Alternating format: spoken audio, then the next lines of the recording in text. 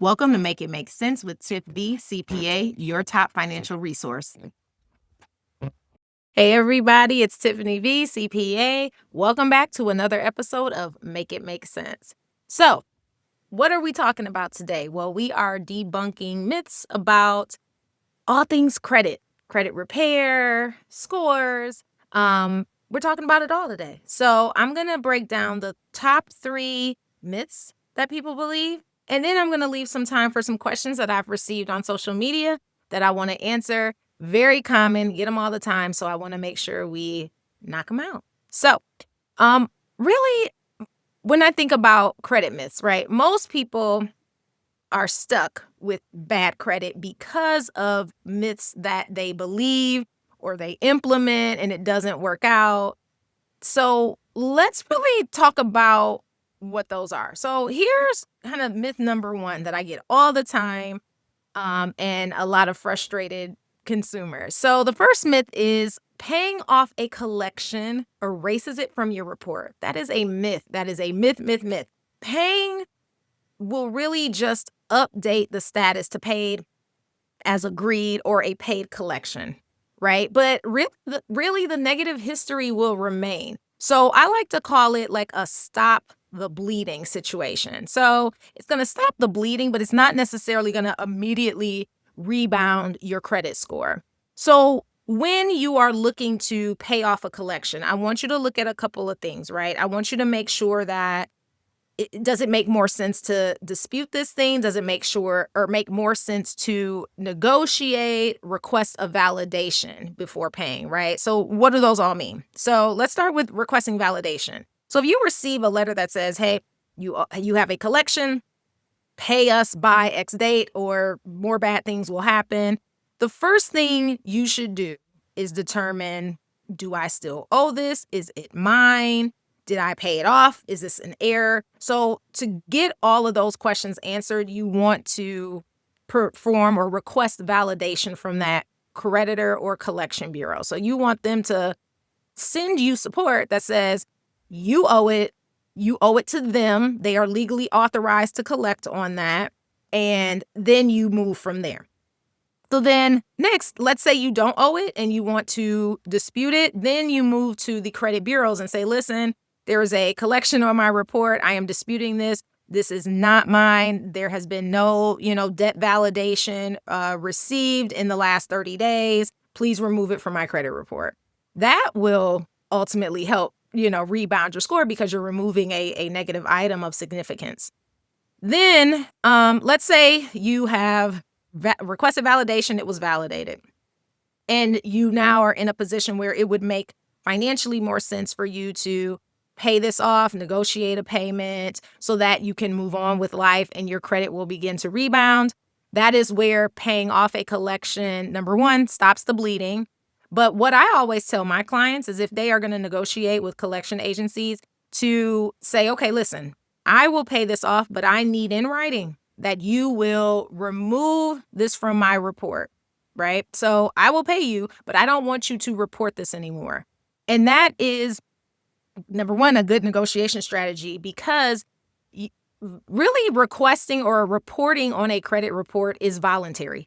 You don't, or creditors, collection agencies, they don't have to report either way. They don't have to report good things. They don't have to report bad things. So saying, and that's really leverage for you, is saying, listen, I am going to pay this off. I'm going to pay you. I'm going to pay you today, whatever the case may be. But what I need in writing is that once I pay this, you are going to reach out to all 3 major credit bureaus and remove it from my report so that my credit can begin to increase and improve. Okay.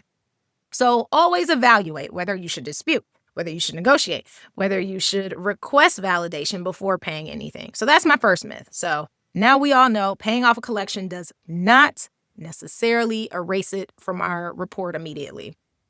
Second myth, closing old accounts is going to help my credit. No. In fact, it's going to maybe hurt it. So when you close an old account, I get it, right? You don't want the temptation of using a credit card, for example. So you're like, I'm going to cut it up. I'm going to close it. End of discussion.